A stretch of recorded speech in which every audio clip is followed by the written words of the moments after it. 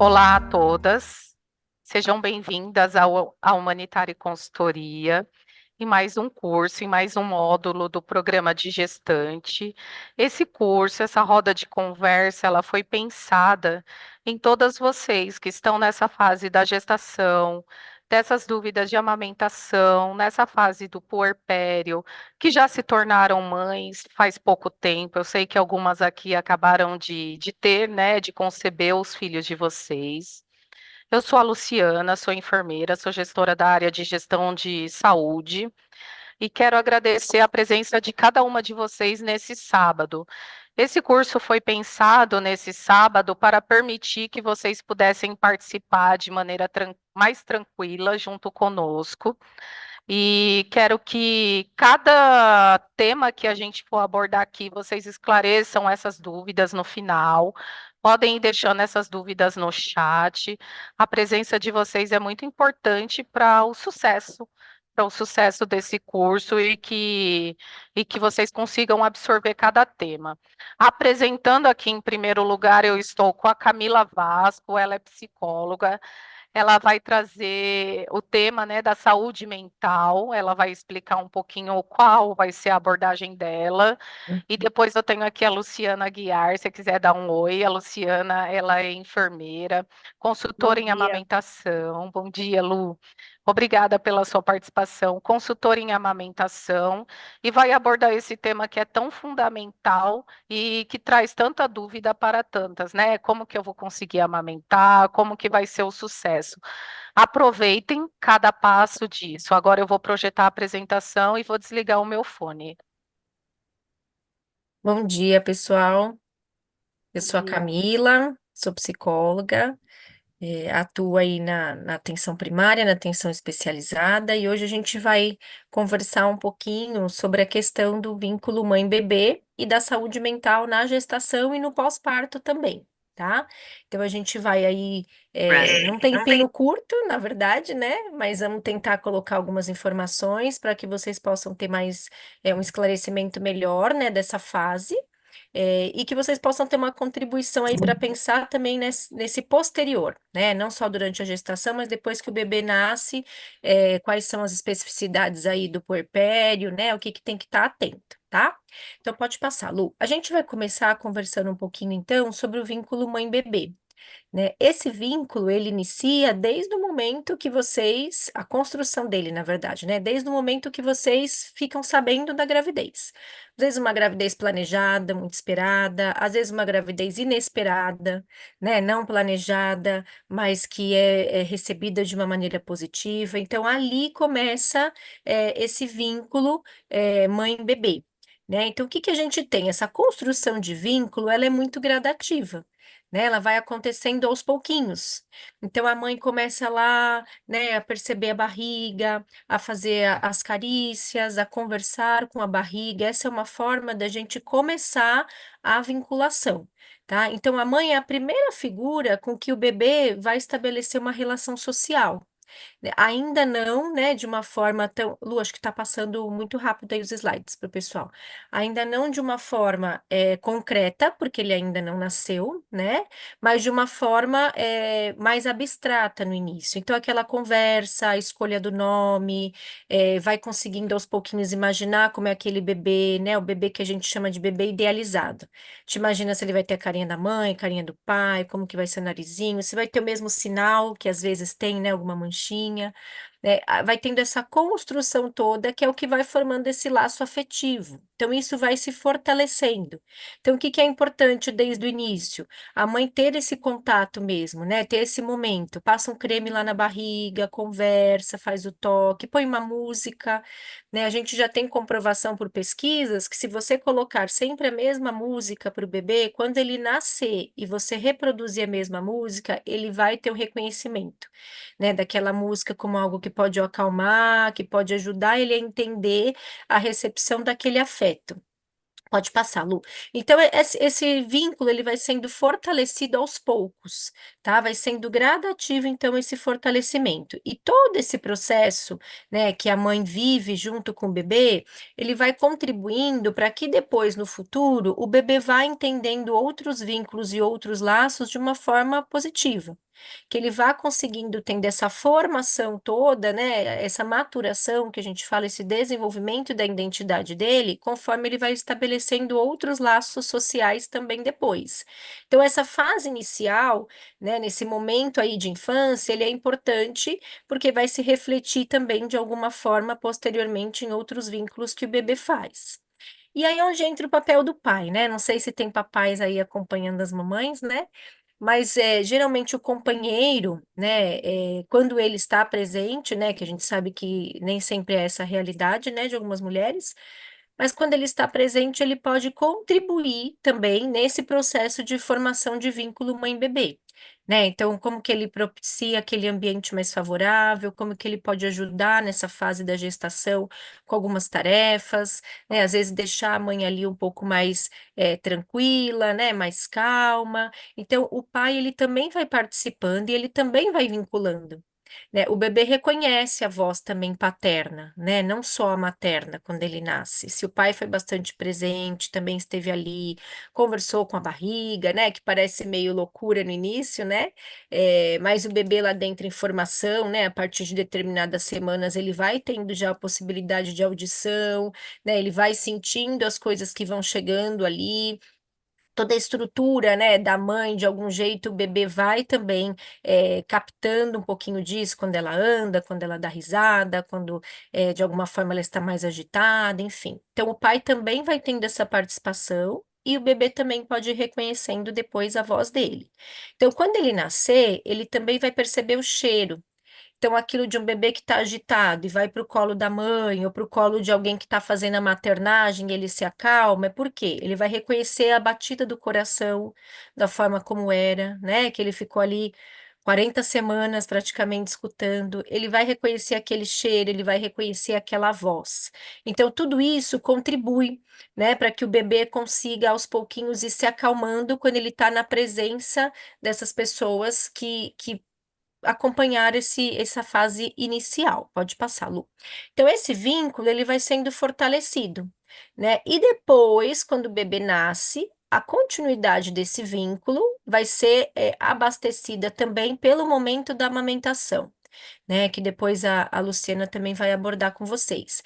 Então, essa fase de amamentação, e não só a amamentação, mas todas as ações que vocês realizarem de cuidados para o bebê, né? De suprir as necessidades dele, ela vai continuar fortalecendo esse vínculo.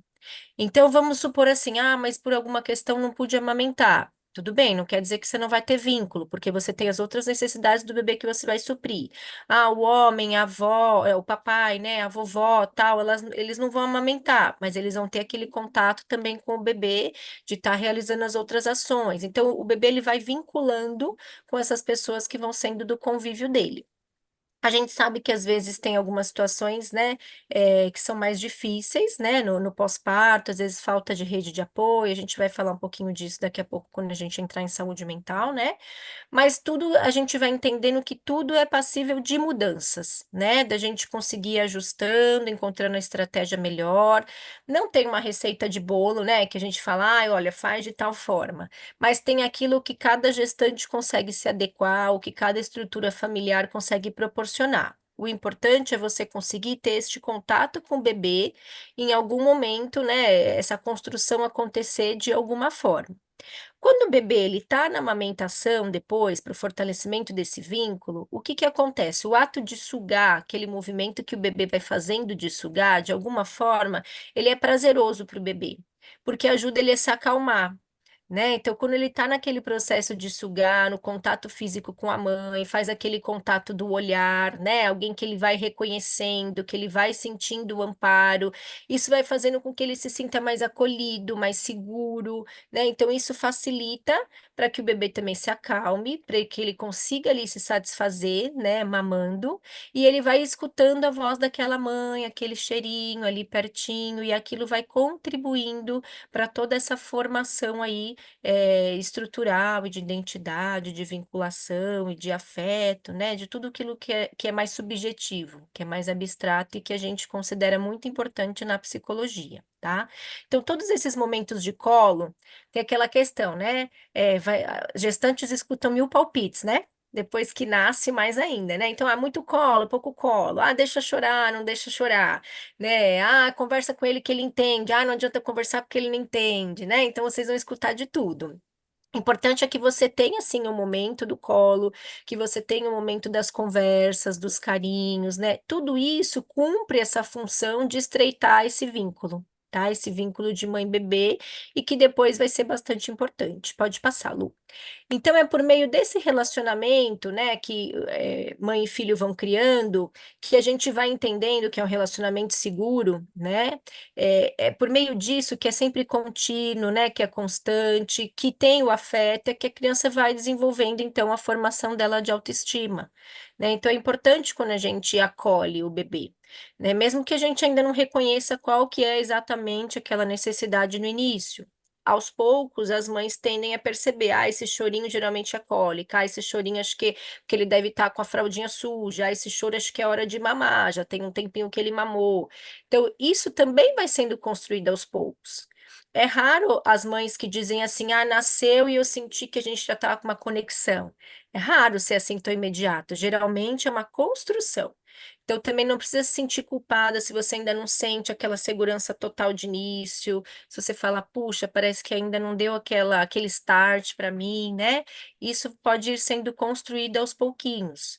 E através dessa relação com o bebê, então, ele vai tendo esse conhecimento do mundo externo, né? Ele vai entendendo aos poucos que ele e mãe são separados, que eles não são a mesma coisa, né? Isso também é gradual. Então, aos pouquinhos, ele vai perceber o quanto existe ele e existe o outro. Porque no início o bebê ainda não percebe, ele entende que ele é uma extensão da mãe, né? Por isso que é importante os cuidados de maternagem, tá? E aí a maternagem a gente pode entender seja de quem for, não só da mãe, mas quando a mãe volta para o trabalho, quem vai se responsabilizar por aquele bebê, né? Se é numa escolinha, num berçário, se é uma babá, se é uma vovó, o processo de maternagem ele vai continuar. Tá bom? Então, esse vínculo, só para a gente recapitular, para a gente passar para a saúde mental, esse vínculo ele é construído gradativamente e ele tem um papel importante para a formação posterior do bebê de outros laços que ele vai ter, seja afetivos, sociais, e do que a gente possa mais proporcionar para ele de segurança e confiança. Tá? Então, conversem com a barriga, acariciem, né? Pensem no bebê que vocês acham que vai chegar. Depois a gente tem, né, a questão do bebê real mesmo, né? Algumas coisas às vezes não se concretizam como imaginou, e como é que a gente lida com aquela frustração. Ah, vai ser um bebê calminho, aí é um bebê chorão, né? Ah, acho que vai ser um bebê que vai me dar muito trabalho, aí é um bebê calminho, né? Então, algumas coisas se perpetuam e outras não, outras são diferentes, né? Para a gente ir aprendendo também a lidar aí com o que surge. E aí vamos falar um pouquinho então de saúde mental. Pode passar, Lu. A saúde mental, ela faz parte da nossa vida como um todo. Né? Não tem como a gente dizer que não. E todas as relações que a gente estabelece, tudo que a gente faz no dia a dia, a gente está envolvido ali por uma questão da nossa mente, né? Do nosso emocional, de que forma que a gente recebe as informações, de que forma que a gente devolve, né? O que que aquilo impacta na gente, como é que a gente reage. Então, o que que a gente tem que considerar? Pode passar o próximo. A gente tem que considerar que na gestação, a mulher ela está numa quantidade enorme ali de hormônios, né? Então, a gravidez em si, ela tem uma alta de alguns hormônios específicos, e junto disso tem essa experiência que é muito particular de gestar. Né, a experiência em si. E aí não importa se é o segundo, se é o primeiro, se é o terceiro, se é o quarto, você pode ter 5 filhos, cada gestação vai ser de um jeito, né? Porque você vai estar num momento de vida diferente do seu ciclo vital, você vai estar com planos ou projetos diferentes do que quando você estava no outro bebê, né? Então, tudo isso junto, a parte mesmo bioquímica ali, hormonal, mais a experiência em si, de construção social do seu momento, vai resultar num turbilhão de emoções. Né? Então, a mãe ali está em volta de muitas dúvidas, muitos questionamentos, tem os sentimentos muito ambíguos, né? Às vezes a felicidade, o entusiasmo, mas ao mesmo tempo o receio, o medo, a insegurança. Ah, como é que vai ser? Se é o primeiro filho, se estava esperando por isso, não. Ou se não é o primeiro, como é que eu vou lidar, né? Tendo já um e vai ter o ciúme, como vai ser? Então, se a gente for olhar, né? É muita coisa junto. né? O gestar, ele não é tão simples, né? A gente sabe que tem uma romantização aí da gestação, né? Mas a gente sabe que tem aí o outro lado, né? Que é essencial a gente se dar conta desse outro lado, que às vezes é um pouquinho mais difícil, porque é justamente isso que vai ajudar a gente a lidar de uma maneira melhor quando esse momento difícil vier. Então, se eu cogito que vai ter momentos que vão ser desafiadores, eu já tento de alguma forma ali me preparar para não ser tão surpreendente. Fala assim, poxa, não achei que ia ser tão difícil. Não, pensa que assim, tudo tem os dois lados. Então, é uma delícia gestar. Sou mãe de dois, teria mais oito se não fosse o posterior, né? Porque as minhas gravidezes foram uma delícia. Mas a gente sabe que tem desafios muito importantes que a gente tem que seguir. E a partir do momento que a gente entende que esse desafio vai existir, você já começa a pensar de que forma que você pode estruturar para lidar com aquilo.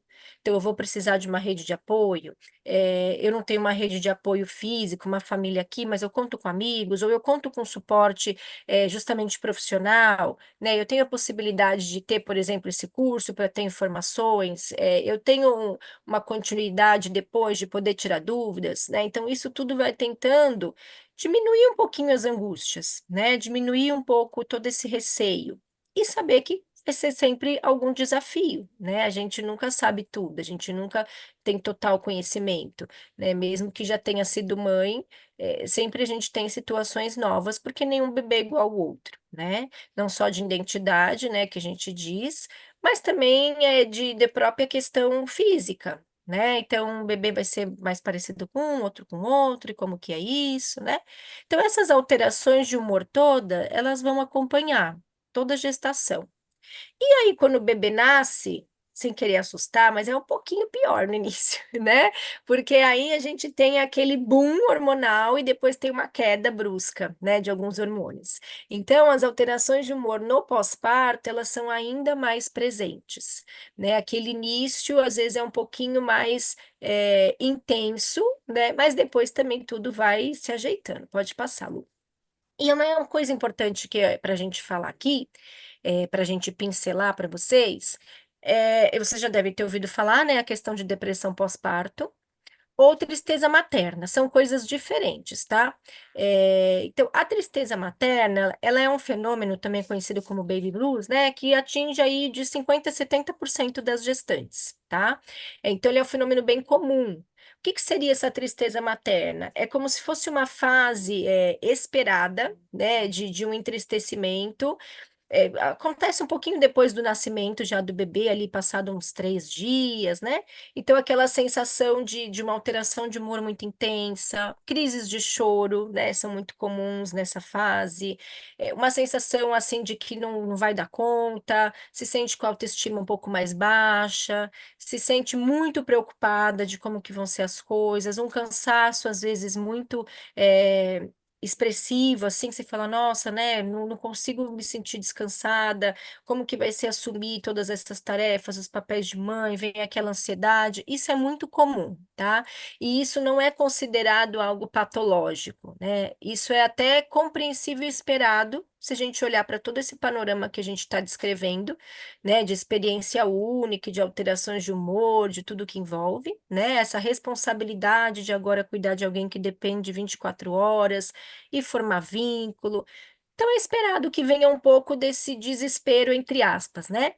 Então essa tristeza, ela não fica permanente, né? Ela vai sendo uma passagem, ela vai sendo transitória e tudo bem sentir tudo isso, né? Não se cobrem a estar bem o tempo todo, né? Então essa fase é importante a gente se permitir passar. Qual que é a diferença dessa tristeza materna, que é um quadro dito natural, né, para uma depressão pós-parto? A depressão pós-parto é quando tudo isso vai ficando muito mais intenso, muito mais frequente. Ao invés de aliviar ou de ficar numa oscilação, na verdade aquilo intensifica, persiste.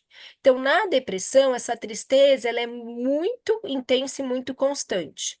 O sentimento de culpa ele é muito excessivo. né? É como se você não conseguisse nem ter momentos que você consegue pensar algo positivo, né? Começa a alterar apetite, né?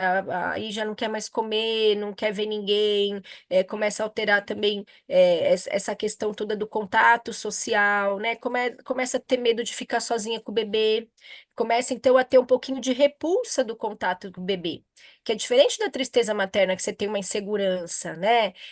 Na depressão pós-parto, você começa a ter seu interesse diminuído um pouco, né? De estar com o bebê, de formar o elo com o bebê, de estar vinculado com o bebê. E aí começa a dificultar até seu próprio autocuidado, começa a ter um desprazer com as coisas. Fala assim, olha, eu não consigo olhar, eu não quero estar junto, aquilo causa um desconforto, um incômodo muito intenso, né? E aí, quando a gente está num quadro realmente de um diagnóstico de depressão pós-parto, aí ele é mais extensivo. Tem situações em que às vezes dura mais de um ano até, né? Então aí sim é quando requer um olhar profissional, precisa realmente de uma ajuda profissional. A estatística de depressão pós-parto, ela não é muito grande, tá? Não precisam ter assim receio, vou ter isso, não vou ter, a gente não está aqui para assustar, a gente está aqui para dar informação para vocês conseguirem identificar se de repente falam, nossa, acho que isso está excessivo, preciso de uma ajuda, né? Ou não, elas falaram que é natural, a gente pode sentir assim, a tristeza materna faz parte, mas no sentido de informar para tranquilizar, tá? Então, o que que vai determinar isso? É a intensidade desses sintomas, tá? O quanto mais for frequente, sentir que agrava, aí sim a gente requer, né, um sinal de alerta e uma atenção. Quando a gestante já tinha um quadro de saúde mental, né, algum adoecimento anterior, já fazia algum acompanhamento, aí a gente tem que ter uma atenção maior. Não quer dizer que se porque ela já tinha um quadro, uma ansiedade, uma depressão, já fazia acompanhamento, tomava remédio, não quer dizer que ela vá desenvolver, tá? Isso não é assim tão linear. Mas que a gente tem que ter uma atenção para ver como é que ela vai lidar com aquela fase da vida dela nova de mais responsabilidades e como é que ela vai conseguir estruturar isso e, se for necessário, o apoio emocional mesmo de um profissional, tá? Pode passar, Lu. E aí a gente diz, né, o quanto que é importante, então, para a gente sustentar uma saúde mental, uma saúde emocional durante a gestação e no puerpério, quanto é importante uma rede de apoio, né? Então, a gente entender que a gestante precisa de um apoio emocional, e aí seja ele de quem for, né? De amigos, de um grupo da igreja, de vizinhança, algo que ela entenda que para ela tem sentido e é ajuda, né? Então, ter esse suporte, essa segurança é essencial para que consiga ter um bom desenvolvimento, e isso é desde a gestação, né? Se a gente tem uma gestação mais tranquila, se a gente tem uma gestação mais estressante, isso vai se refletir de algum jeito nos comportamentos, né?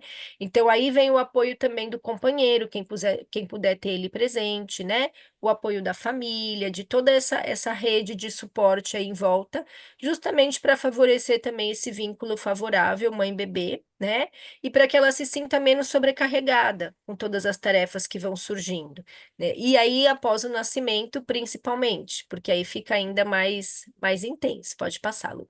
E como é que a gente pensa, então, nessa ampliação de rede de apoio, né? A gente tem que pensar todos os vínculos que vocês têm. Algumas gestantes às vezes falam, né? Depois que eu tive filhos, amigos sumiram, né? Então, assim, onde é que você vai buscar também a ampliação dessa rede? O que que para você tem sentido agora? Né? Você já fazia alguma ação que era mais coletiva, praticava um esporte, estava sempre junto com as pessoas, ou frequentava uma oficina, ou ia à igreja, né? Então, perceber quais são esses polos que você tem, que você entende que eles podem te ajudar de alguma forma.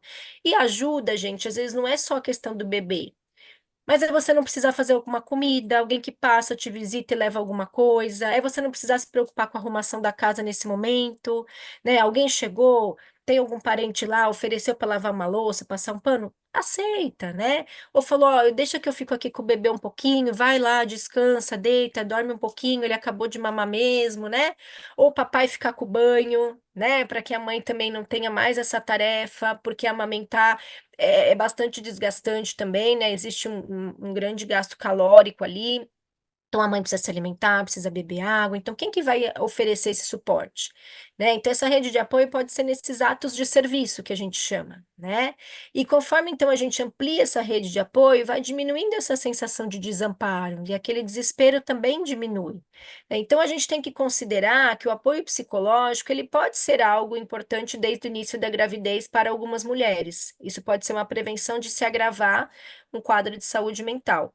Não precisa ser regra, mas é importante ali a gente pensar um pouquinho se é o caso da gestante ter um acompanhamento durante todo o pré-natal, ou se isso pode ser posteriormente, ou se não é necessário, é só mesmo manter a atenção, né?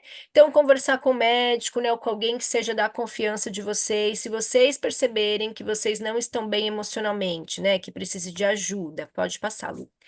E aí, caminhando aí para a gente finalizar, né, esse acompanhamento psicológico, ele tanto pode ser ofertado dentro do próprio SUS, né, o serviço público, como ele pode ser encontrado nos convênios, né, hoje em dia os convênios põem menos empecilhos para acompanhamento psicológico, antigamente era mais difícil, né, vocês têm aí os acessos, né, a própria questão aqui do que a humanitária enquanto consultoria de saúde proporciona, né, essas informações, às vezes uma atividade que pode ser uma roda de conversa, uma terapia de grupo, se não quiser fazer individual. Tem muitas ONGs, instituições, né, centro comunitário, faculdades que têm as clínicas, escolas, então também oferece atendimento gratuito ou atendimento social, que é de baixo custo.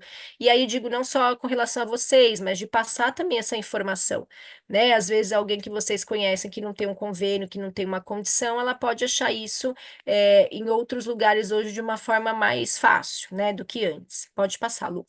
E o que que ajuda a saúde mental da gestante, né? E não só da gestante, mas depois da mamãe aí no pós-parto, e no puerpério. Praticar atividade física, né? Claro que sempre com orientação de médico. Tem casos que às vezes pode ser contraindicado, um esforço físico maior, né? Ter justamente as coisas que dão prazer, porque isso vai ajudar a diminuir estresse. Tem alguém que gostava de música, que gostava de relaxamento, ou de uma meditação, de uma caminhada, ou até uma saída com os amigos, né? Vai sair com as amigas, vai tomar um café, ou vai ter alguma atividade de lazer, né? Então, coisas que você vai conseguindo fazer, né, para te deixar mais relaxado. O que que para você é saudável, né? Tem mamães que às vezes têm uma contraindicação, né, de exercício, né? Eu na minha primeira gravidez eu tive uma contraindicação de atividade física, na segunda já não, né? Então, se eu não consigo ter atividade física e para mim é prazeroso, pelo que eu substituo, que eu também gosto? Às vezes uma leitura de um livro, um contato com a arte, né? Então é importante vocês perceberem o que que favorece para vocês. Conversar com as pessoas, não se isolem, né? Ou dúvidas que você tem, angústias, encontre alguém que é da sua confiança para dividir, né? Se você não achar ninguém que seja no sentido não profissional, procure então um profissional, né? Um aconselhamento, uma orientação, um momento de desabafo, enfim, é pensar naquelas coisas que você observa que para você tem sentido e te acalmem. Tô lendo muita informação, tá me acalmando. Legal, continua lendo. Tô lendo muita informação, tá me deixando pior. Então, não é por esse caminho para você. Por isso que a gente fala que não tem uma receita, né? Mas você conseguir encontrar o que, que para você te faz bem. E não deixar de se perceber, né? De se perceber, de se cuidar. Você e o seu bebê, eles merecem esse ato de carinho, que é o cuidado da sua saúde mental. Você estando bem, você vai conseguir refletir isso no vínculo com o bebê. Mesmo que tenha as fases que você vai chorar. Chorei muito nas minhas gravidezes, né? E é absolutamente normal, aceitável e não se cobrem com relação a isso, tá? Então, essa mensagem que eu queria deixar para vocês, né? Cuidem da saúde mental sempre, se respeitem nesse tempo de maternidade, que não é algo simples, mas é algo, assim, muito bonito, né? Da gente vivenciar.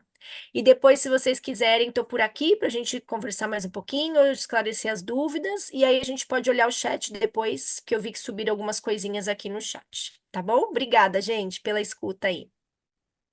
Pessoal, agora a gente vai para o segundo módulo. Vocês querem fazer alguma pergunta para Camila? Eu estou vendo que tem uma aqui que está com a preciosidade dela aqui no colo, muito bacana. Alguém tem alguma pergunta? Tá, agora a apresentação da Luciana Guiar. A Camila trouxe aqui o tema de saúde mental, foi algo que as gestantes elas colocaram ali na enquete, né, que a enfermeira Alda mandou sobre o tema de saúde mental, né, Camila? É algo que sempre as pessoas, eu falo que o tema de saúde mental ele sempre vai ser importante em todas as áreas e todos os aspectos. E a amamentação que vem assim de uma forma muito forte, né? Então, assim, a Lu vai falar que é um bate-papo. A enfermeira Luciana, ela vai falando ali sobre uma coisa ou outra, trazendo ali um pouco da experiência dela, do dia a dia.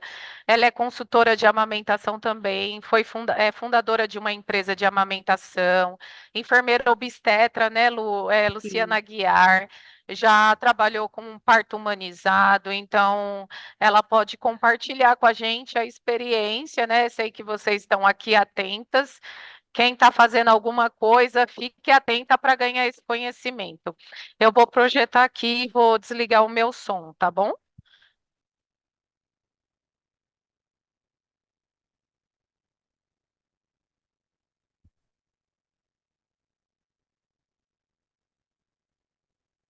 Olá, bom dia. Primeiramente, queria agradecer o convite da Luciana, da Humanitari, nesse sábado ensolarado, com a participação de todas vocês, das mamães, dos bebês. Como a Lu já disse, né, eu sou enfermeira Sim. obstetra, consultora de amamentação. Eu também sou coautora de um livro sobre amamentação também, faço consultoria e trabalhei com parto humanizado, hospital público e hospital particular, tá bom? Então, Perfeito, Lu. Obrigada pela imagina. participação com as gestantes aqui. Obrigada. Quer que eu Então, a passe gente a próxima já? pode falar, por favor, Lu. A gente vai falar um pouquinho de amamentação, sobre o leite, vamos fazer também um quiz de mitos e verdades, né, que a sociedade prega também, e tirando as dúvidas, conforme vocês forem falando depois, a Lu vai abrir um espaço também para partilha de perguntas e que vocês tiverem, tá bom? Então, a gente está em agosto, né, que é a campanha conforme a Organização Mundial de Saúde, que é Agosto Dourado, tanto que eles falam sobre o leite materno, sobre todo esse processo de amamentação. Eles falam que o alimento exclusivo até os 6 meses de vida do bebê é o leite materno. E que as crianças que são amamentadas ficam menos doentes e são bem mais nutridas do que aquelas que ingerem qualquer outro tipo de alimento. Na amamentação, o bebê recebe os anticorpos da mãe para proteção contra diversas doenças, como diarreia e infecções, principalmente as respiratórias. Pode passá-lo.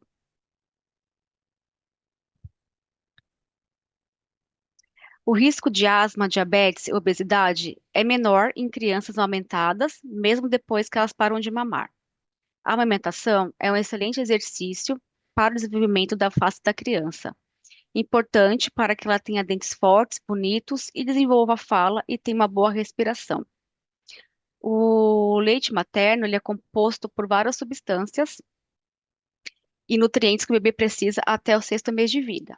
Então, quando ele recebe leite materno, ele não precisa consumir outros tipos de líquidos, como chá, sucos ou água, porque ele já contém todos os nutrientes que ele necessita, temperatura adequada, e mesmo em locais mais quentes, isso não interfere na amamentação. Então, aqui a gente tem uma foto, né, de que o leite ele é composto por proteínas, vitaminas, anticorpos da mãe, imunoglobulina e etc. Pode passá-lo. E aí eu trago uma questão aqui nessa foto, uma questão que eu vivo na prática, né, com as mães. É, sempre pergunto para a mãe se é a vontade dela aumentar, se ela quer amamentar, né? Porque o profissional tem o papel de esclarecer e auxiliar todas as orientações sobre a importância e benefícios da amamentação. Porém, é de livre e espontânea vontade e escolha que a mãe queira realizar o ato.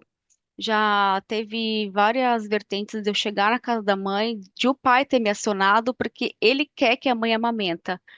E aí a gente tem todo um contexto aí de respeitar essa decisão da mãe, né? E como profissional de saúde, apoiar ela no querer dela, né? Então, mesmo ela sabendo todos os benefícios da amamentação. Então, já cheguei, já orientei mães que ela perguntei, você quer amamentar? algumas já falam, não quero porque eu tenho desprazer, eu estou aqui porque obrigada pelo meu marido, pela minha sogra, então tem toda uma questão aí da sociedade. E contrapartida, na outra foto, tem mãe que ela já vem com aquilo que a Camila falou, né? Ela já vem de um pré-natal mais assistenciado, de um pré-natal mais realizado, onde ela sente prazer, ela quer, e a gente tem que deixar bem claro que é a escolha da mãe, por mais que a gente entenda que é todos os benefícios da amamentação. Então, a primeira pergunta que eu falo para a mãe, você quer amamentar? Você tem prazer em amamentar? E aí a gente segue de acordo com o papel que ela quer exercer nesse ato. Pode passá-lo. E agora, a amamentação não é sempre um processo fácil, porque tem muitas informações erradas que pode confundir a mãe que está amamentando. Por isso, é importante esclarecer quais os mitos e verdades, fake news sobre esse tema. E agora? E aí, essa questão que eu trago aqui também, que tem muitas comparações, né? A mãe, ela lida num cenário muito comparativo. A cabecinha dela já está assim com milhares de informações, então muitas se comparam. Ah, porque minha irmã conseguiu, e comigo isso eu não consegui, e fulano, ciclano, e aí entra no tal da internet, né, que hoje a gente tem acesso às informações muito rápidas assim, mas nem todas as informações elas são verídicas, né? Então a gente orienta sempre essas mães a confiar no processo delas, a seguir o momento que elas estão vivenciando e um passo de cada vez. Pode passá-lo.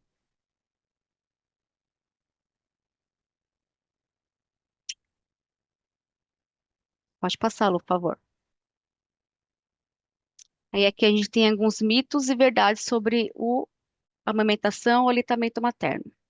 O leite materno combate infecções? Mito ou verdade? Verdade. O leite materno ele contém anticorpos que ajudam o bebê a desenvolver imunidade mais rápido. E além disso, ele possui glóbulos brancos, células troncos e enzimas que ajudam a combater infecções e recuperação de doenças. Ou seja, já é comprovado cientificamente que o bebê que ele recebeu o aleitamento materno, ele, ele cria mais anticorpos, né? E ele consegue desenvolver e ter resultado melhor da doença, ou uma gripe, ou qualquer tipo de infecção. A recuperação dele é mais eficaz em relação ao aleitamento materno. Questão de alergia, otites e outras doenças na infância. Por isso, eles consideram que a amamentação, o aleitamento materno, ele é considerado quase uma vacina, mas não significa que o bebê não precisa estar em dia com o esquema vacinal. Aí agora, existe leite fraco? É um mito. O leite, ele muda do começo até o final da mamada, né? Existem três fases do leite. Então, o bebê, ele vai receber tudo que ele precisa até os 6 meses de vida, como a refeição principal. E nesse processo destacam-se três fases, que é o colostro, que eu não sei se é Clissilva, né? Não sei quanto tempo o bebezinho dela tem, mas, por exemplo, ela deve ter percebido que o colostro é aquele leite que tem uma aparência mais transparente, amarelada, né? É o primeiro leite, ele tem composto por proteínas e anticorpos e é fundamental para a proteção do bebê. A partir do 15º dia, apresenta-se o leito de transição, que ele é produzido do sexto ao 15º dia, após o nascimento. Ele é um leite mais denso e volumoso, que ele é rico em gorduras e carboidratos. E, a partir, por volta do 25º dia, começa a produção do leite maduro, que ele tem uma aparência mais consistente e esbranquiçada. Ele é composto por proteínas, gorduras, carboidratos e outros nutrientes. Porque nesse momento, nesse processo, a mãe fala, nossa, mas o meu leite está muito fraco, ele não tem gordura, não está sustentando meu bebê. Então, é um processo, né, conforme a nossa fisiologia, né, nosso organismo vai respondendo, então ele passa por essas três fases de transição do leite. Ô, Luciana, Pode passar, Lu. aproveitando É. que a gente está no tema leite fraco e forte, eu acho que é o que toda mãe tem medo, né? E por que muitos médicos ainda falam assim, olha, o seu leite não está sustentando, o que que você percebe nessa parte da prática clínica quando você vai orientar, né? O leite realmente está fraco ou realmente está relacionado à forma que a criança está amamentando, porque eu vejo que muitas mães acabam, até tem uma pessoa que iria estar presente, né? Não sei se está, que optou pela mamadeira e a gente sabe que acaba que a criança confunde os bicos, né? Sim. Então, e são diversos fatores, até inclusive a Camila pode deixar mais prática do que eu nessa parte também, principalmente o emocional. Nesse momento, a mãe ela tá com milhares, né, de hormônios a mil. E talvez por falta de experiência também, por falta também de muitos fatores externos, ela fica com muita informação na cabeça. Então, talvez ela não saiba que desse processo que é o colostro, depois leite de transição, o leite maduro, e a questão da acompanhamento das mamadas, o tempo das mamadas, quanto tempo ficar. Às vezes o bebê pode estar fazendo uma pega incorreta, ou seja, ele não está fazendo uma sucção nutritiva, né? Ele não está conseguindo aumentar com eficácia. Então, isso são ajustes que cada mãe, a gente vai avaliar o processo. Já peguei mãe que não estou conseguindo aumentar, não tenho leite, e aí às vezes apenas uma massagem nas mamas, o leite começou a descer, às vezes é uma questão posicional dela com o bebê. Às vezes é questão de ela não estar se hidratando muito bem, então precisa ingestar bastante líquidos. Questão também de falta de sono, privação de sono. Então, são questões que a gente tem que avaliar caso a caso para a gente verificar como foi esse pré-natal, se ela tem alguma doença associada, se pressão alta, diabetes, então cada caso é um caso, então a gente precisa avaliar, mas é muito cedo para a gente poder orientar essa mãe para ela desistir, né? O bebê tem uma porcentagem de peso que ele perde, né? Que é considerado até 10% do seu nascimento, então eu acho que tem uma questão para não entrar em desespero nesse momento. Tem muita mãe que consegue reverter a situação, a gente está dizendo que nada mais como pediatra, tá? Que pode orientar e fazer todo esse cálculo nutricional dessa criança. Mas a partir do momento que não está sendo patológico, é a questão de tempo e de adaptação mesmo para poder fluir. Então, a gente tem que observar essas várias questões. Certinho, perfeito. Passa aqui a próxima. Obrigada. Tá? Imagina, mamadeira, chupeta e uso de bicos artificiais atrapalha a amamentação materna? Verdade ou mito? Verdade. Porque a utilização de mamadeira pode provocar doenças e até colocar a vida do bebê em risco. A gente está falando aqui a questão de higienização, né? Se ela não for bem lavada ou se a água usada para a limpeza não for potável, pois há uma chance maior de leite ficar contaminado. A questão de chupetas e bicos artificiais também não devem ser oferecidos, porque podem fazer com que o bebê rejeite o peito da mãe e faça confusão de bicos, né? E além de causar também problemas nos dentes e fala e na respiração. Então é importante saber que amamentar os bebês imediatamente após o nascimento reduz a mortalidade neonatal, cujo risco é maior até 28º dia de vida.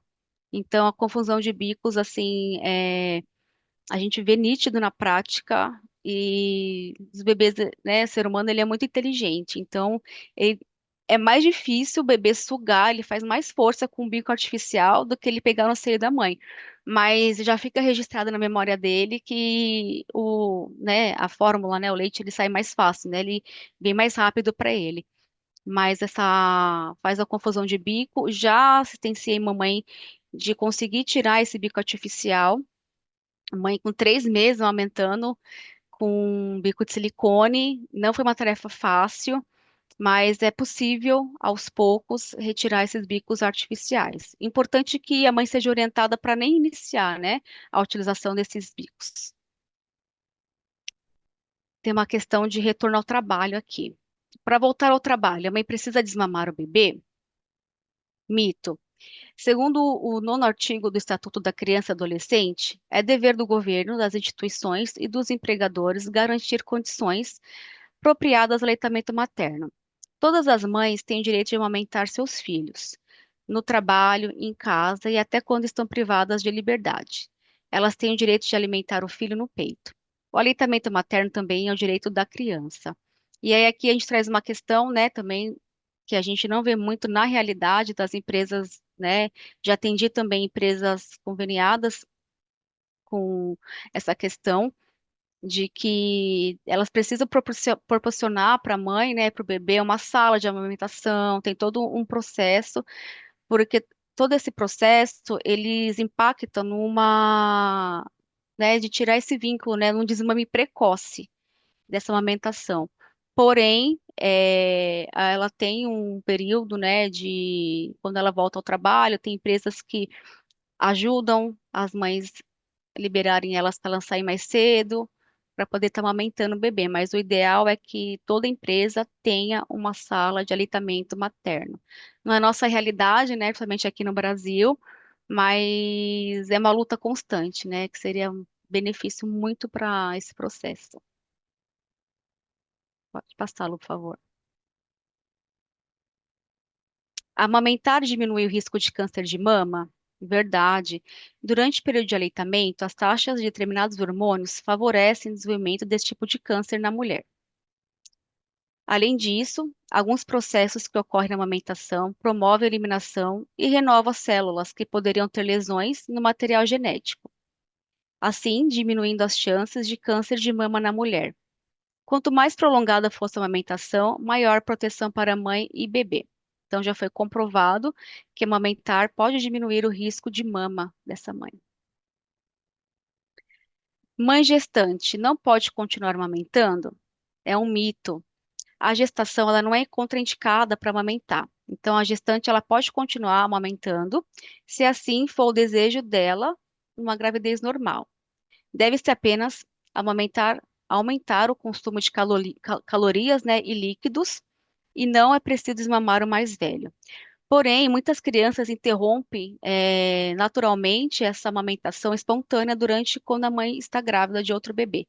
Então, esse processo costuma acontecer naturalmente.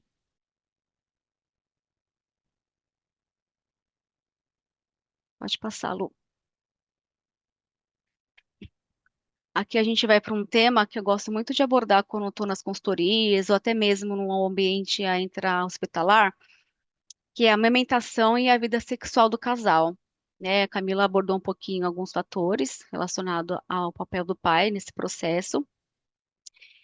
E é uma queixa muito grande que quando a mamãe ela se depara com uma profissional, a profissional ali, além da enfermeira, né, ela acaba tendo que dar um suporte psicológico, né, que às vezes elas não têm uma rede de apoio ou tá abalada emocionalmente e não consegue expor essa dificuldade que ela está passando, né?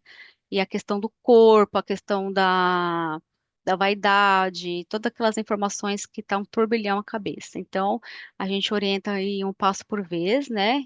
E é um processo. Então, a chegada do bebê na família requer que ela se doa totalmente à amamentação, né? Então, mobiliza muitos sentimentos, a energia dela, o sono, privativação. Então, o aumento desses hormônios da amamentação, por exemplo, a prolactina e a queda dos hormônios sexuais, como estrógeno e progesterona, é questão fisiológica do nosso organismo, né? É uma questão que pós-amamentação, pós-puerpério, o corpo ele desenvolve essas questões. Então, essas questões podem interferir no processo sexual, no libido da mulher, né? Porque ela tá ali, ela acabou de parir, então ela tá focada em cuidar do bebê 24 horas por dia.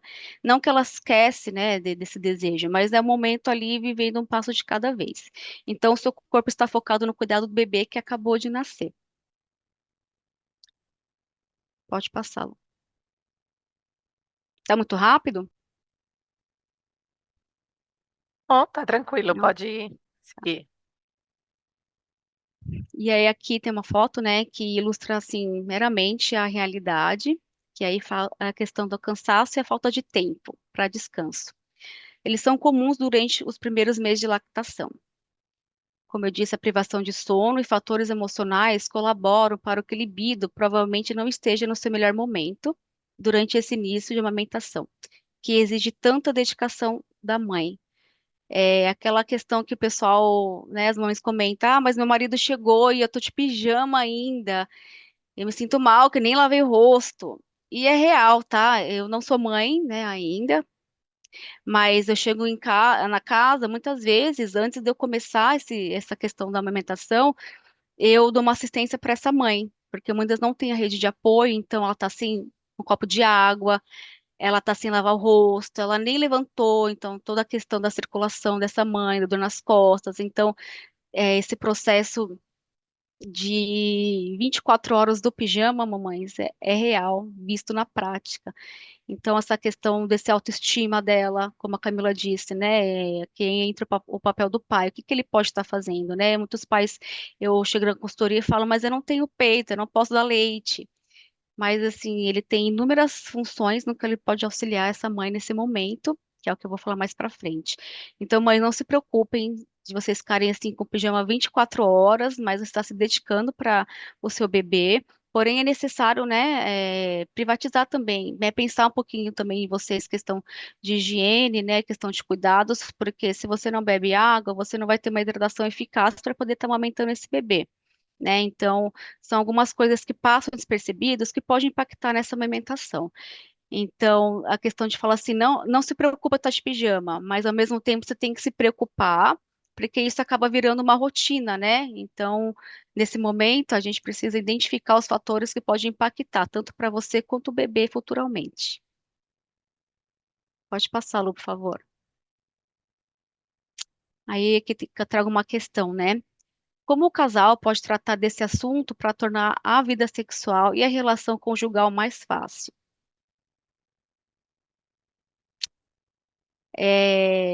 Já teve situações, tá, gente? Estou falando tudo que eu já vivenciei em prática para poder trazer aqui para vocês.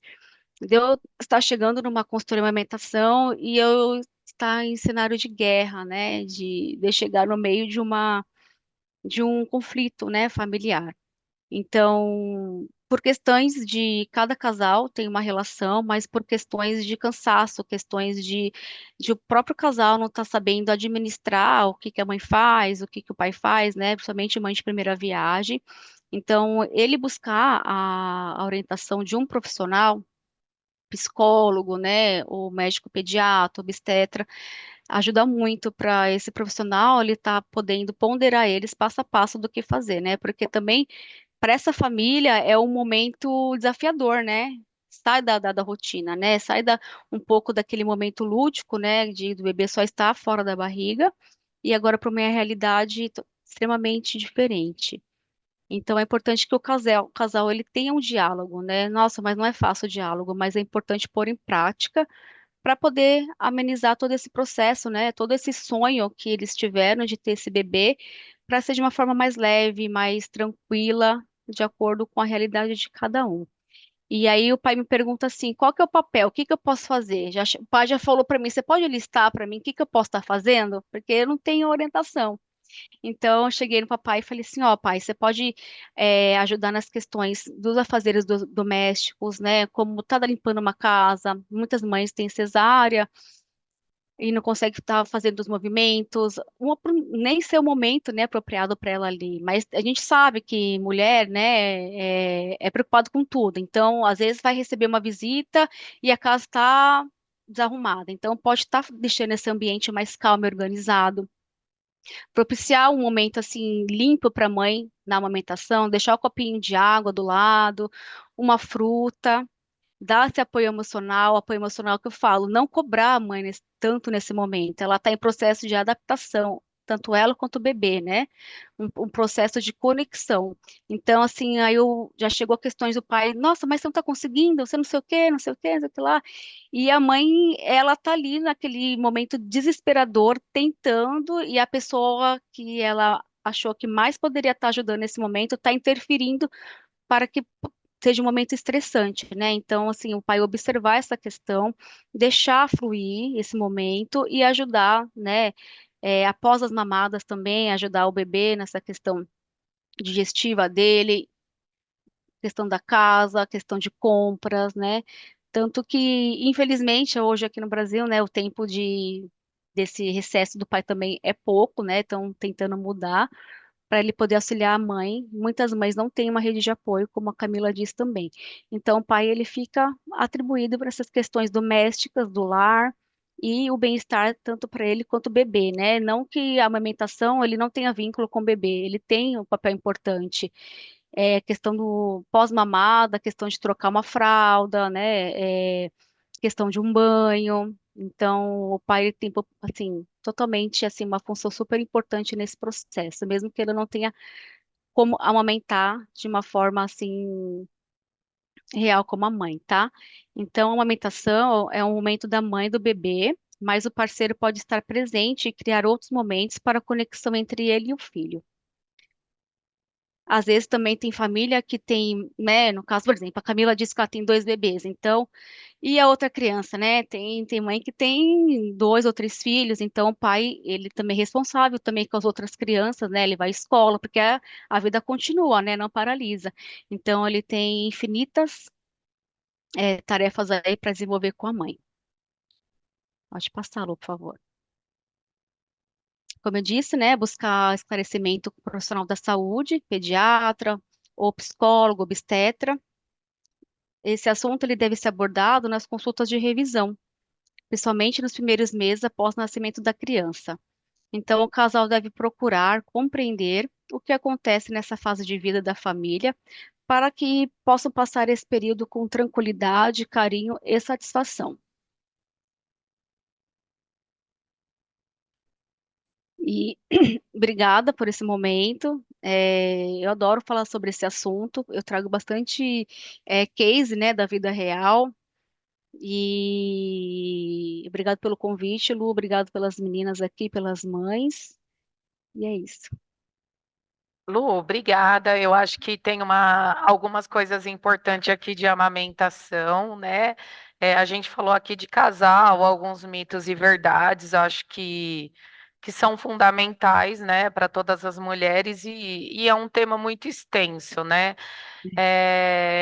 Eu vejo que tem assim muitas gestantes e muitas se perguntam assim, como que eu posso preparar a minha mama, né? A gente sabe que tem alguns mitos, né, Lu, em torno disso. Como que eu posso preparar as minhas mamas? Não existe, a gente até falou sobre isso há um tempo, né? Que tem ali numa fase de 8 meses para o nono mês, como que essas mulheres que estão grávidas, algumas já ganharam bebês, né? O que que você pode trazer assim para algumas coisas que a gente não falou? Eu sei que tem coisas que teria que ser uma consultoria de 3, 4 horas, né? Porque tem cada caso, você comentou que tem que ser avaliado individualmente se essa mãe tem um problema. E qual é o maior problema hoje, né, para todas que estão aqui? A grande maioria dos hospitais que a gente tem observado, eles não têm uma orientação no pós-parto adequado. Por isso que muitas mães, elas acabam saindo e não conseguem ter sucesso nessa amamentação. Por isso que muitas mães, muitas vezes, chamam uma ajuda, consultoria especializada quando o leite não está descendo, quando o seio está, o famoso seio empedrado, né, Lu? Então, assim, quem está grávida, o que que você traria como mensagem aqui? Como que ela pode perceber as mamas? Para quem já ganhou bebê e está com dificuldade, o que que você traria ali como caminho? Certo. Então, o preparo das mamas, a gente orienta, né, quando a mãe já estiver no oitavo mês, a começar o colostro querer já sair, né, que o corpo ele já faz essa função. Então, assim, a gente orienta, não precisa passar a bucha, passar a esponjinha, porque acaba tirando até a proteção da própria mama, né, até a descamação da pele. Então, isso a gente orienta a não fazer e pegar o próprio colostro no finalzinho da gestação e lubrificar essa mama, né, esse mamilo nesse momento. Então, correto, não passar nada nessa mama, né, lubrificar com colostro e somente isso, porque esse papel, né, da mama de dela encher, do leite sair, é tudo uma questão fisiológica, né, que o organismo, depois que o bebê nasce, que fazer toda essa produção. Então, a gente tem que, nesse momento, respeitar o nosso organismo. Então, a gente não orienta. Já teve casos de pré-natal, de atender mãe que chegou lá com o mamilo sangrando porque viu, né, na internet, ou amiga que orientava cada de 3 em 3 horas passar a buchinha e até sangrando. Então, a gente não orienta, que acaba atrapalhando esse momento. Oi, Lu, tem uma Perfeito. pergunta Então, aqui no chat. Pode passar. isso, vamos passar aqui a primeira pergunta, né? É, É, o leite sai assim que o bebê nasce? Ou sai antes? Como que é isso, né? Se você puder esclarecer essa primeira. sim. Que nem né, o colostro, costuma produzir assim no final da gestação, do 8º ao 9º mês, né? Tem mãe que começa essa produção antecipadamente. Então, é de mãe para mãe. Ah, mas eu não tive isso. Calma, que quando o bebê nascer, você vai ter. Então, tem mães que antes, né, no último 8º, 9º mês, e tem mães que depois. Então, essa questão que eu te falei de comparar, né, a comparação acaba dando um nervosismo na mãe, porque ela acha que, como ela não produziu do 8º, 9º mês, ela não vai conseguir quando o bebê nascer. Então, é questão do organismo, e pode acontecer do 8º, 9º mês e logo quando o bebê nasce. Certo, que é esse colostro, né, Lu, que começa a Isso, sair, quem tá ali no 8º mês, 8º mês e apertar, vai perceber que sai um líquido, que é esse famoso colostro que a Lu comentou, que sai nesses isso. primeiros dias, tá?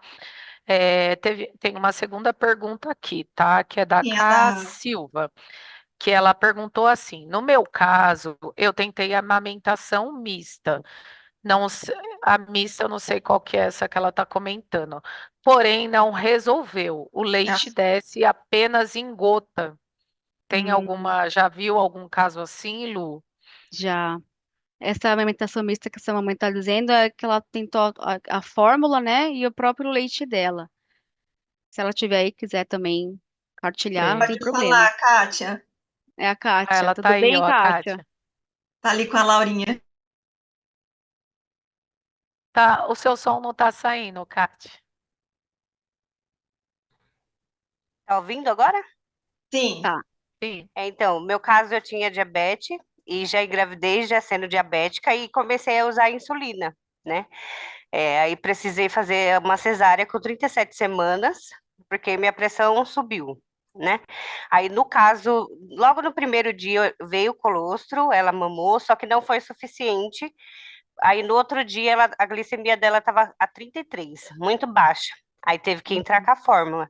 Aí, desde então, eu venho tentando, mas só sai gota, e ela não puxa nada, e às vezes eu fico tirando 1 hora, só sai 10 ml, 15 ml. Aí eu queria saber se tem a ver se que eu usei insulina por causa da diabetes, tem algo relacionado? Minha dúvida é essa. Tá. Kátia, quanto tempo tem sua bebê? Ela vai fazer 2 meses amanhã. Parabéns, viu? Todo esse processo aí. Não foi É, fácil.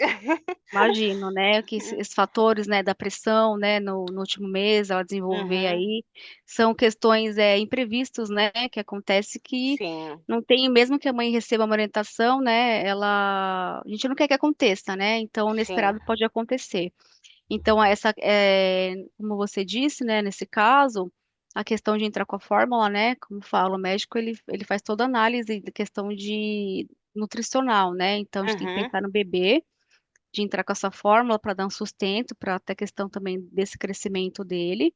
E sim. aí, a patologia que você teve, né? A gente fala que essa doença que você teve, associada à diabetes, né? Hipertensão, também está É. atrelaçado ao emocional, né? Que essa questão emocional, os hormônios, eles demoram um pouco mais para a mãe entender, né? Para o cérebro fazer Uhum. todo esse processamento do leite vir. Então, você tá tentando aumentar ela diariamente? Como que tá esse processo? Tô, desde o início, né? Só agora não sai mais nada. Tipo, o esquerdo não tem Secou. mais, secou. E o direito é mínima gota, assim, muito pouca. Tá. E o Aí agora é seu. só na fórmula mesmo. Ah, só tá na forma. E durante esse processo, do primeiro, né, nesses 2 meses, o profissional ele te orientou algum tipo de Sim. medicação? Você Não, tomou alguma. medicação não. Não tomei medicação. Tá. Só foi É, tentando mesmo, antes da fórmula, né? Dar, mas assim, ela tá se desenvolvendo bem. né? Certo. O peso, o tamanho, a pediatra falou que ela tá certinha. Era só a dúvida mesmo porque eu queria amamentar, né? Mas por esses fatos não deu muito certo. E você teve um acompanhamento de um profissional durante esse tempo, assim, vai, 2 vezes por semana, ou todos os dias, ou tanto no Hum, hospital também? Não, no hospital eu tive, aí a minha médica também, e a Alda sempre falava com ela também. Perguntei, tirei minhas dúvidas com ela e fui tentando, né? Aí minha dúvida era por causa da diabetes, se o fato de eu ter usado insulina a gravidez toda, se interferiu em alguma coisa. Minha dúvida maior é essa, né? Tá. A questão da insulina, ela não tem uma, né, não interfere, assim, especificamente nesse Uhum, processo do seu leite estar descendo ou não, tá? certo. Então, quando você teve a bebê, vocês ficaram separados? Ela foi para UTI, alguma coisa do tipo? Não, Não. Não, não, ficou ficou junto no com quarto você. normal.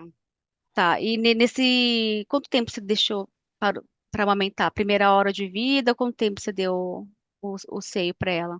Logo na hora que eu já ganhei, já dei o seio para ela já. Tá. E aí conseguiu normal. Sim, foi o colostro. Aí foi o que eu expliquei. Ficou a noite inteira só no colostro. Só que chegou de manhã, por eu ter diabetes, eles tiveram que ficar medindo a diabetes. Entendi. E a dela estava muito baixa. E não pode, Entendi. né? Estava muito baixa Sim. para dar Aí trocou a fórmula. hipoglicemia. Aí ele trocou a fórmula para ela, porque não era o suficiente. Entendi. O que eu disse que a questão da insulina, ela não interfere na sua produção do leite, tá? Então, Uhum, mas o que interfere é a questão do bebê, ele precisar de um aporte calórico mais denso, ou seja, né? Então, a questão da fórmula. Então, ele uhum, precisa ser nutrido. Então, naquele momento, não que o seu leite não fosse eficaz. uhum, Aí entra a questão da diabetes e da pressão alta ser um fator que ajudou, mas não que sim, isso atrapalhou na sua produção de leite, né? Do seu organismo estar produzindo, entendeu? Não entendi. sei se, Hum. se ficou claro, mais ou Não, menos. ficou sim. Ficou? Uhum, ficou sim. Tá. É, eu Mas já não, vi, tá? Não, pode falar, desculpa, Lu. não, mas Eu isso, já vi alguns casos, eu já vi alguns casos, eu até não vi assim estudos científicos assim, uma base, né, Lu, de dados igual você falou, reforçando o que você falou, a produção de leite.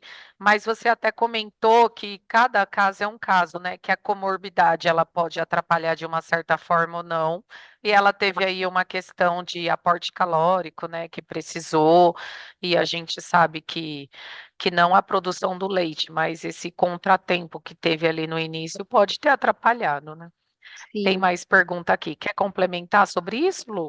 Só finalizando para você não se sentir culpada, tá? Infelizmente, às vezes as doenças elas chegam e por Sim, diversas causas. Não se sinta culpada, pensar nesse momento presente, que ela tá super bem aí. sim, tá, E graças a Deus tá crescendo fortinha. fortinha, e você teve o privilégio de colocar no seio, de amamentar, né? Sim, Você fez todo sim. o papel que você conseguiu como uma ótima mãe, tá bom? Tá bom, obrigada. Imagina, sucesso para vocês. Obrigada. Kátia, só lembrando que a gente falou, né? Retomar, não é o fato que por você não amamentar, eu sei que é frustrante, né? Quando há o desejo, mas não é o fato de não amamentar que você não tenha vínculo, tá? Porque você, Sim, é aquilo que a gente comentou, né? Todas as ações que a gente faz em prol de suprir a necessidade do bebê também é uma forma de você ir vinculando e passando uhum, para ela essa mensagem de acolhimento, né? De afeto, de construção, de fortalecimento. Então, não se sinta realmente culpada, apesar da frustração, né? Sinto muito que você tenha que passar dessa forma, mas o seu papel de maternagem, ele procede mesmo sem amamentar. Você tá sim. de parabéns, viu? Porque eu Uhum. sei que Não, mas o não vínculo é tá fácil. bom. Ela é um grudinho. Mesmo não amamentando, mas tá bem, graças a Deus. E obrigado por estar partilhando com a gente aqui. Ah, sim. A Alda me Perfeito. acompanhou a gravidez Que toda, bom. né? Foi uma luta aí pra gente controlar a diabetes, né? Porque não é fácil, né? Todo dia, diariamente. Mas graças a Deus deu tudo certo. Perfeito. Indo aqui para uma outra pergunta que é até pertinente, né? Ela fala assim, ó, no meu caso, comer alguma coisa pode ajudar a gerar mais leite, né? Eu vou até responder aqui, a Lu pode complementar Uhum. também. A gente teve esse módulo também de alimentação e amamentação, algo que é para todas, né? Para quem está gestante e para quem está no puerpério, já ganhou bebê e está amamentando. Líquido, né? No mínimo 2 litros de água para todas as mamães, de 2 a 3 litros de água por dia, sempre vai ser muito importante. Sucos naturais, evitar refrigerante e comer uma boa alimentação. O que que é uma boa alimentação, né? Rica em você fala, ai, carboidratos, né? Rica em proteínas, tem que ter carboidratos para gerar energia, né? Só que o carboidrato, a gente está falando do carboidrato bom, né? A gente fala batata, purê, Uhum. e alimentos, né, que tenha baixa ali caloria em gorduras, né? Gorduras saturadas, evitar esses lanches, né, Lu, fast food. Se você tiver alguma coisa para complementar, se você tiver intolerância a alguma coisa relacionado a glúten, né? Substituir por questões que você provavelmente, se você tem intolerância à lactose, você já tenha um cardápio específico, né, para essa substituição. Procurar consultar um nutricionista, até porque a questão vai interferir também na criança que tem ali tem criança que tem mais gases, né? Porque está relacionado à amamentação. E se você tiver algo a complementá-lo, pode falar. Não, acho que você falou totalmente completo mesmo, só e a questão da gestão de frutas, né, que ela ajuda também na questão digestiva, né, o intestino funcionar melhor também. É isso mesmo, hidratar, frutas, não pular em uma refeição, que às vezes a mãe não está dormindo e aí não sente vontade de comer, mas ela entender que ela está nutrindo ali, então ela não pode pular nenhuma refeição. Perfeito. A outra pergunta já era da Kátia, né? Aí tem uma pessoa que pergunta, né, sobre a massagem no último mês. Lu, acho que você comentou, se você puder deixar um pouquinho mais claro só Uhum, essa questão terminando aqui a sequência de pergunta, né? Essa certo. massagem no último mês. A massagem das mamas, né? Das mamas, né, Lu? A massagem das mamas, Exato. ela pode estar sendo realizada, né, no último mês, na questão até da mãe, ela já se familiarizar como que ela vai fazer no pós-parto, né, então a massagem, ela não é contraindicada de estar fazendo, claro, não pode estar fazendo essa massagem o dia inteiro, né, então uma vez por dia, né, a mãe vai pegar as instruções do profissional da saúde e vai estar realizando essa massagem, movimentos circulares, e até também a questão para ver se o colosso está sendo produzido. Não com tanto assim o dia inteiro, mas uma vez por dia ela pode estar fazendo essa massagem. A gente orienta não estar fazendo também na hora do banho, né? Para também a gente sabe que dependendo pode estar estimulando também uma contração, né? Então a gente orienta escolher um momento do dia e estar fazendo essa massagem para ela não sentir falta de orientação no pós-parto, para ver se também se ela está produzindo colostro. Mas a gente fala Perfeito. no último mês, tá?